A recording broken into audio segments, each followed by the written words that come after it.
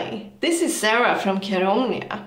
We've been experimenting on replanting different kinds of herbs and edible plants for quite a while now.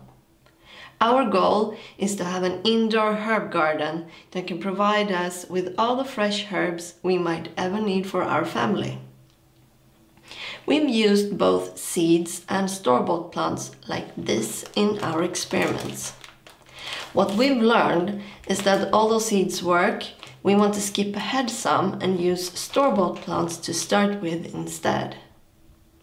So we moved to buying herbs, which we then can replant and get to thrive in a way that doesn't require a lot of maintenance. By using store-bought herbs, we get the best of both worlds. We get to enjoy the herbs that are in season right from the start, and also we're able to experiment more and find out what works best for each herb. I prefer buying fresh herb that's on sale from a store or directly from a nursery that I can use straight away instead of going the seed way. But there is a major flaw with most of the herbs you buy, and that is that they are commercially grown. That means that they are grown as fast and as cheap as possible. So getting them to survive and thrive takes a bit of know-how. If you don't replant them, they usually wither away quickly.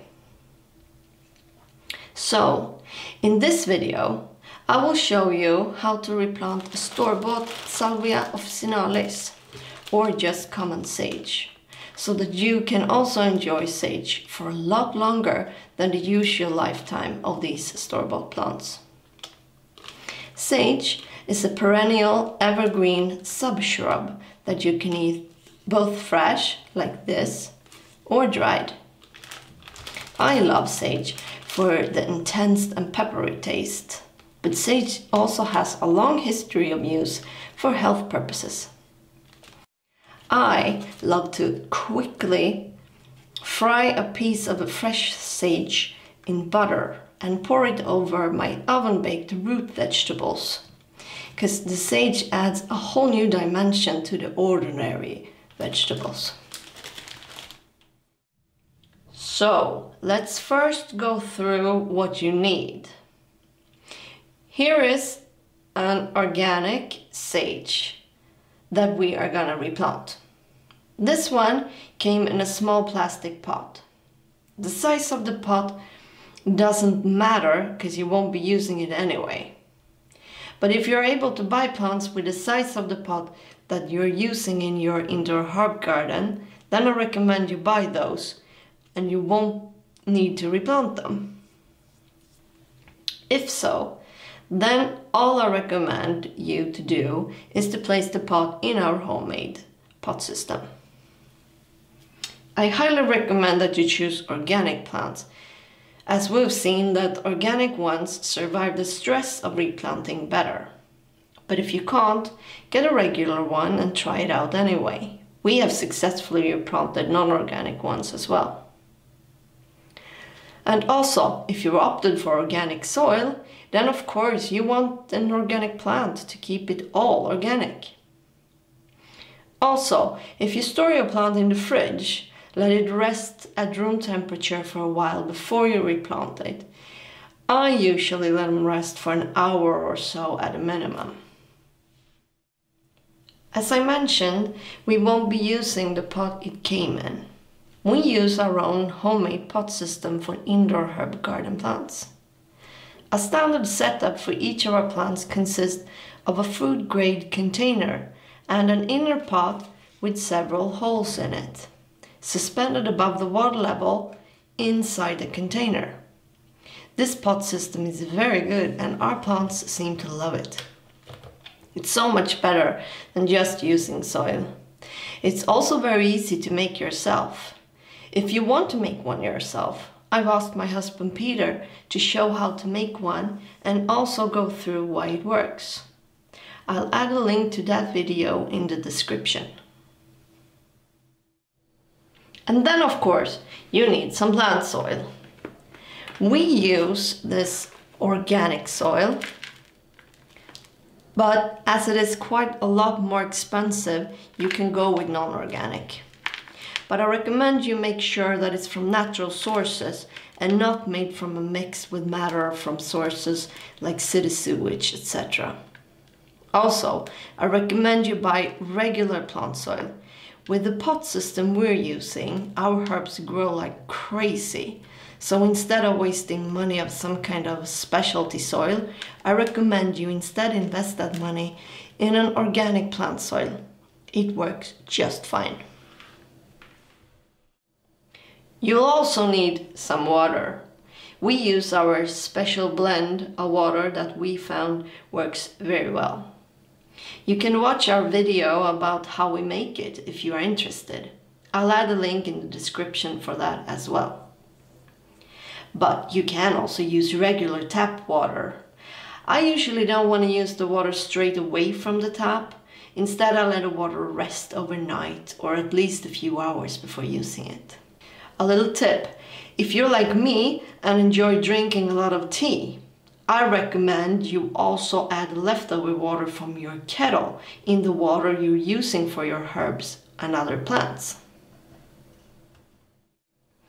I also use a waterproof tablecloth to protect my kitchen counter or table.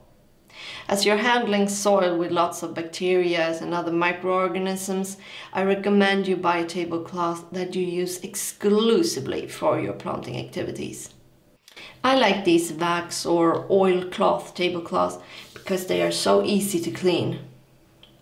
And also, as an added bonus, when it's time to replace it, you have a lot of different colors and patterns to choose from. So that's all the things you need to replant like a pro. Now that we've gone through the items you need to replant the store-bought sage, let's go through how you actually replant it.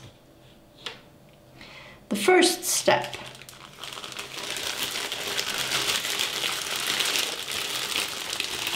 is to remove this pot it came in. All you have to do is gently press or massage the sides of the pot to loosen the plant from the sides.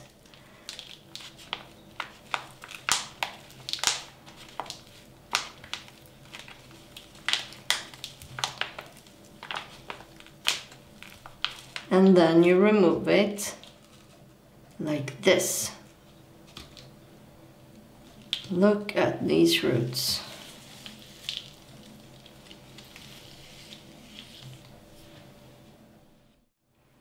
After you have removed the pot from the plant, you need to make sure to loosen the hard-packed soil so that when you water it later, the water can reach the roots of the entire plant.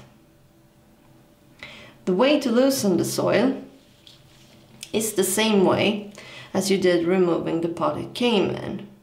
All you do is gently press or massage the sides of the plant while you make sure that you don't break its roots. This step is quite important, but you don't have to overdo it. You just have to loosen it some.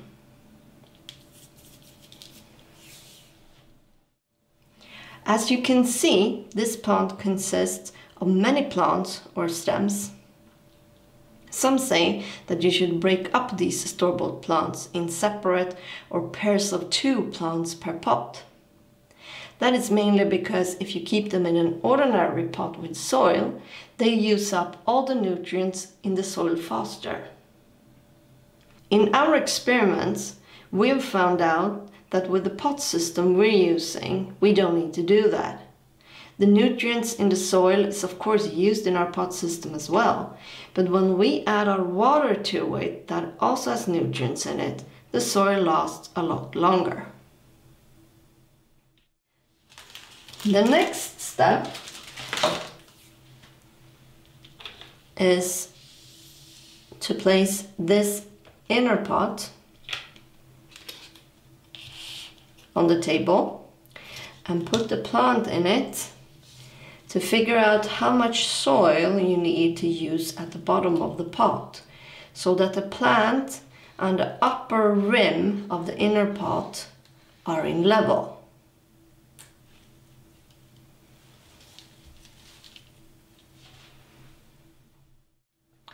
So, all you do now is get the soil.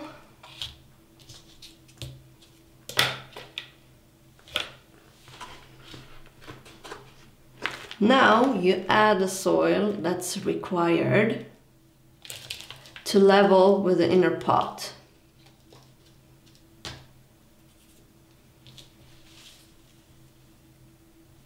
It doesn't have to be perfect. You can, if you add too much soil, you can always make a suitable hole in the middle of the pot. But don't press or try to harden the soil just yet.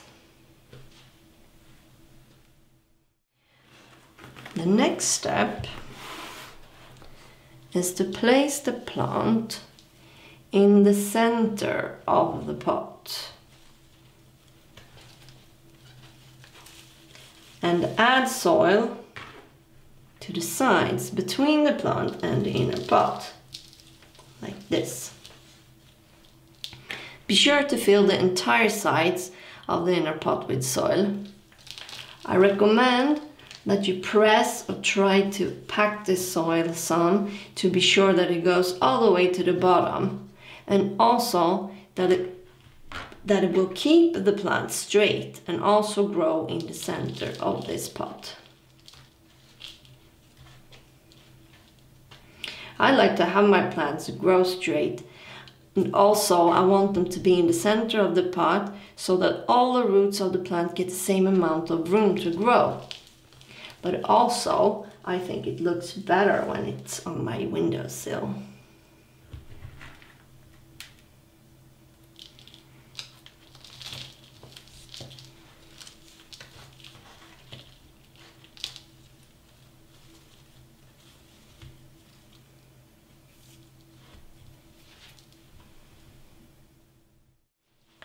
After you added the soil to the sides, you finish it up by gently pressing the plant itself.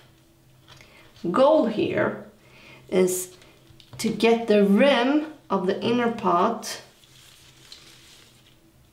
about 1/2 centimeter or 1/5 of an inch above the plant.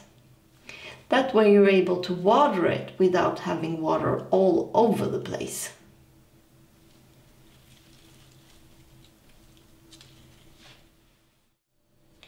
Okay, now it seems that I missed a spot here when I added the soil.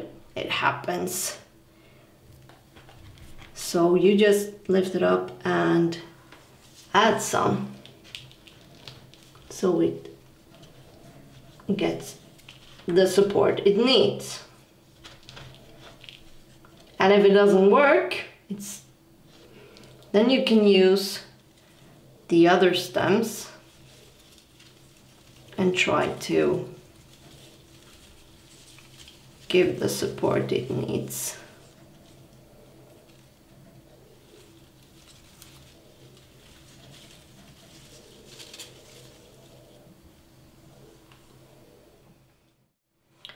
After I've replanted the plant, I add water to the container that I'll be using as the outer pot in our pot system. I recommend you add to the maximum water level mark on the container.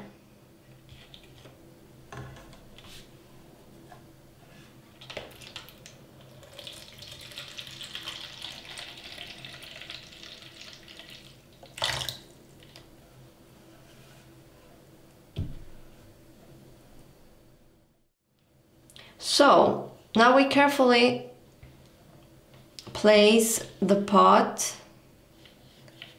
inside this outer container.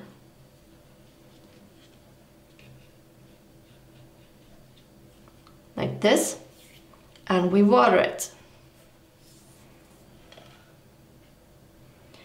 As we've loosened the soil the plant came with earlier, the water we add now won't go straight through the pot, but stay in it.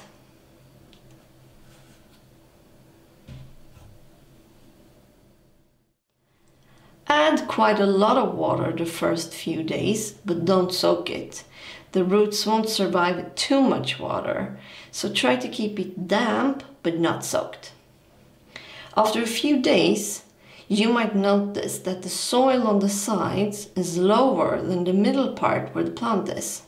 That is perfectly normal. All you do is add some more soil to the sides. But remember, for your convenience, try to keep the soil about 1/2 centimeter or 1/5 of an inch below the upper rim of the inner pot. So this is how we replant our store-bought sage to keep it fresh for longer.